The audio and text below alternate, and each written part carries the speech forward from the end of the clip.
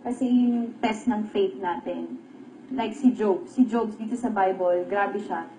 Tinanggal lahat ng yaman niya, binigyan siya ng sakit, pinatay lahat ng magulang niya. Kasi gusto makita ni Lord na after all those trials na ibinigay sa kanya, test, alam ni Lord na si Job, hindi mawawala yung faith niya. Mas kakapit pa siya lalo kay Lord. And ganun tayo, pag may Diyos ka sa buhay mo at dumating ang mga trials sa buhay mo, kasi nagkaroon ka ng Diyos, pag ako, naging ka-relationship ko si God, it doesn't mean na as Christians, as may relationship with Christ, mawawala yung problema. No. Magkakaroon ka lagi ng problema. But the difference sa mga non-believers sa walang Diyos sa buhay, pag nagkaroon sila ng problema, nade-deteriorate sila kung saan sila pupunta. Iinom sila, magdadrug sila, magwawala sila, iko-correct nila ang isang mali sa panibagong mali. Nabuntis sila, it's either pa-abort nila. Nagnakaw sila, it's either magnakaw uli sila. So, kapag may Diyos ka, kapag napunta ka sa, nawalan ka ng pera, alam mo, God will provide. Alam mo yung joy na nasa puso mo na, ay, kahit mahirap ako, kahit namatayan ako, alam ko, yung nanay ko, mapupunta siya katabi ni Lord. So, okay ako. At alam ko, meron pa rin akong ama, si God. Naiintindihan, nagigets nyo, na kahit, you will never feel alone sa lahat ng trials na ibibigay kasi alam mo, meron kang Diyos. Nandyan si Lord para sa'yo. Kunwari, ngayon, meron akong pimple or ang sakit ng tenga namin ni Aina. Kumatok ako kay Kuya. Si Kuya, hindi ko nakikita personally. Wala nakakamit sa atin kay Kuya personally. Pero pag kumatok ako kay Kuya, sinabi ko kay Kuya, Kuya, masakit ang tenga ko. Sinabi ni Kuya, okay, babalikan kita. Gagawin ko ng paraan. Okay. Di ba hindi na tayo, Kuya, paglabas mo, ano sabi ni Kuya? Babalikan daw niya ako. Di ba kampante tayo? Kasi may faith tayo kay Kuya. Naniniwala tayo na pag sinabi ni Kuya, oo, di natin siya kilala, Kuya lang natin siya. Hanggang dito lang ang power ni Kuya sa bahay niya. Pero dahil siya, nagtitiwala tayo sa kanya, may faith tayo sa kanya, pag sinabi niya, oo, gagawin ko ng paraan. Yung Milo, ay yung powder drink, oo, bibigyan ko kayong kasunod niyan. Okay, sige. Kampante tayo, dadalan daw tayo, and dumadating. Kasi may faith tayo kay Kuya. So much more, ang faith na dapat mong ibigay kay Lord. Kasi si Kuya dito lang sa loob ng bahay. Limited lang ang kaya ni Kuya ang ibigay. Pero si Lord, creator of heaven and earth. Siya ang gumawa kay Kuya. Gets nyo? Kahit hindi mo nakikita ang boses ni Kuya, hindi mo naririnig si Lord, hindi mo nakikita si Lord, hindi mo siya na-meet personally, pero pag may relationship ka at may tiwala ka, at yun yung faith na sinasabi, okay ang magiging relasyon nyo. Bakit tayo nagkaroon ng faith kay Kuya? Everyday kinakusap tayo ni Kuya. Sa confession room, tayong dalawa.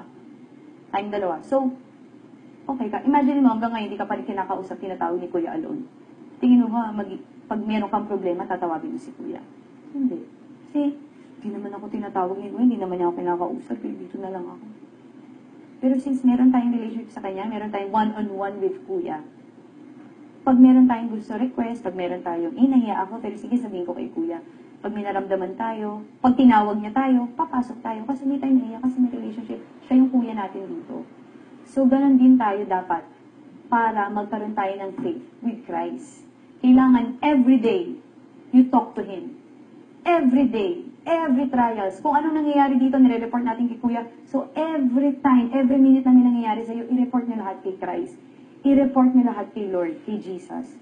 Kasi yun yung relationship. So, the more mong i-report kay Lord, the more mong basahin ng Bible, the more kang pumunta sa church, the more mong pag-usapan na, alam mo, ito yung relationship ko with Christ. The more lalalim yung relationship mo sa isang tao, di ba? So, ganun tayo. And the more mong nakikilala si Christ, the more ka nagkaka-faith, the more gumagaan ang buhay mo. The more mong nare-realize na, ay, ito yung purpose. Ay, ito yung dahilan.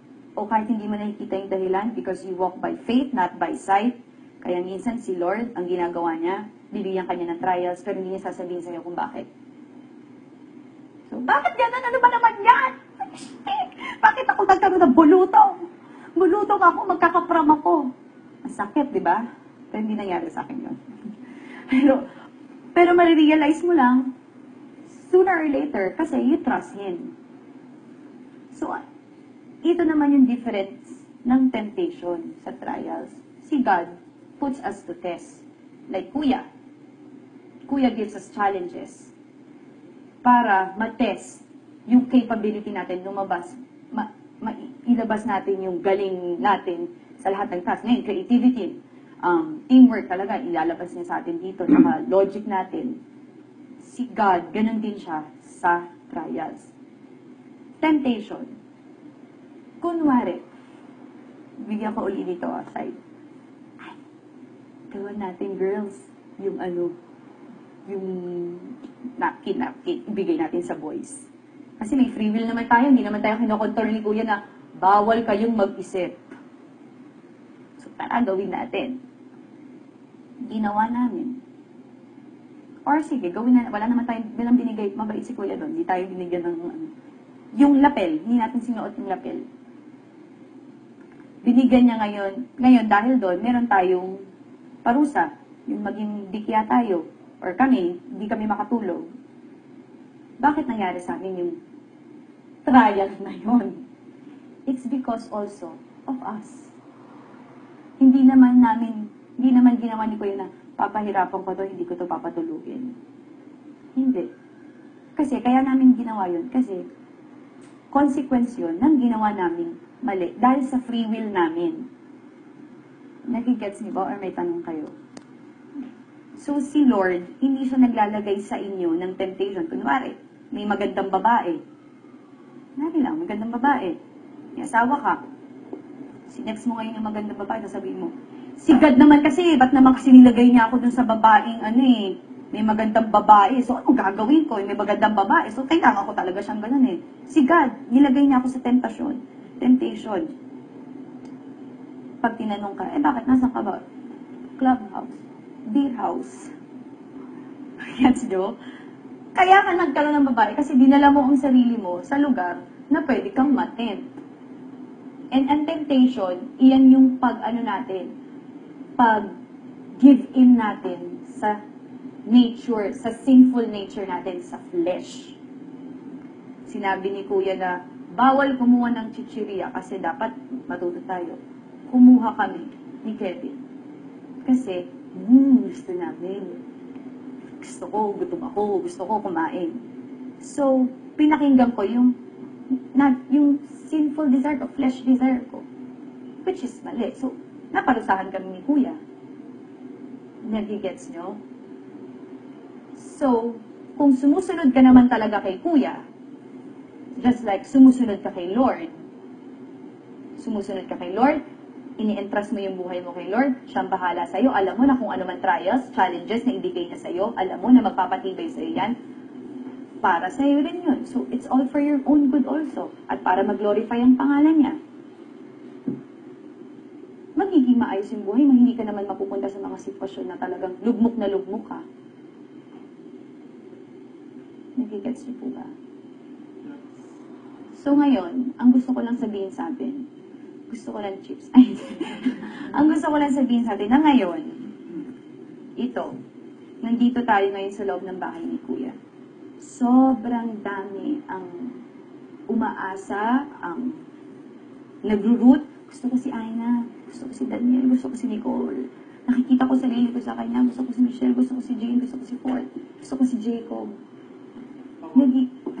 Ano siya nasabi? Gusto ko si Turtle. Diba? Gusto ko si Tiff. Nakaka-relate ako. Ganun ang ugali ko. So, sobrang daming nanonood. Sige na wala tayong ka-idea. Binigay tayo ni Lord dito, nandito tayo. Tapos, kung ipapakita natin na, ano ba yan? Bakit ganito? Ang reklamo natin. Binigyan tayo ng challenges, ng isang challenge na talaga namang very challenging. Challenge na very challenging, oo. So, papakita natin na, ano ba to? Ba't ganito to? Hindi ako pwede ganito. Imposible ito. Nakakasakit sa kamay. Hindi to. Quit na tayo. Next week, gulay na tayo. Oo, next week. Ako rin. Next week, gulay na tayo. Parang ipapakita natin sa kanila na wala tayong Diyos. So, kung ginawa natin yun, nandito tayo for our own glory, anong makukuha natin? After nitong buhay na to, doon tayo sa eternal life. Ang buhay natin, sabihin natin, average of 60 years compared to eternity. Wala ang 60 years. Nag-glorify mo nga ang sarili mo, dito, nakuha mo lahat ng gusto mo, pero sa susunod na buhay, yung totoo, yung talagang game time, wala kang na-invest. Hindi mo nagamit yung binigay sa yung blessings ni Lord. Diba nasa Bible din yun? Everything for His glory. Greater is He who is in me than of this world. So, ngayon, nandito tayo, may maganda tayong challenge. Let's have faith. Faith natin na kaya natin to, tulong-tulong tayo kapag nagda-down na kayo, naiisip na natin na mukhang matatalo tayo dito. I-push lang natin ng i-push. And alam ko, si Lord na ang bahala. And the more tayo mag-push, the more natin ipakita, nakakayanin natin to, go tayo ng go, push lang natin, hindi tayo magre-reklamo, especially to me, hindi ako magre-reklamo kay Kuya. Mas maraming tayong may inspire. Mas may purpose ang pagpasok mo dito. Paglabas mo, sikat ka, woo! Si Maris, si Tiff! Pero mas masarap yung feeling na, alam mo, Maris, nung time na ginawa ka kasambahay, tapos nakita kong hirap na hirap ka na, pero nagpursige ka, yung nakita ko yung drive sa'yo, na-inspire ako. Kaya ngayon, ito, kasambahay na ako. Hindi. Kaya ngayon, hirap na hirap ako sa exam, nagpursige ako, pumasa ako. Ngayon, scholar ako. Di ba, ang sarap ng wow. Meron kang na-inspire na tao, 16 years old ka pa lang. May nagsabi sa'yo nun. Meron mga taong 50 years old, wala pa rin na-inspire. Kahit pamilya nila, hindi nila na-inspire.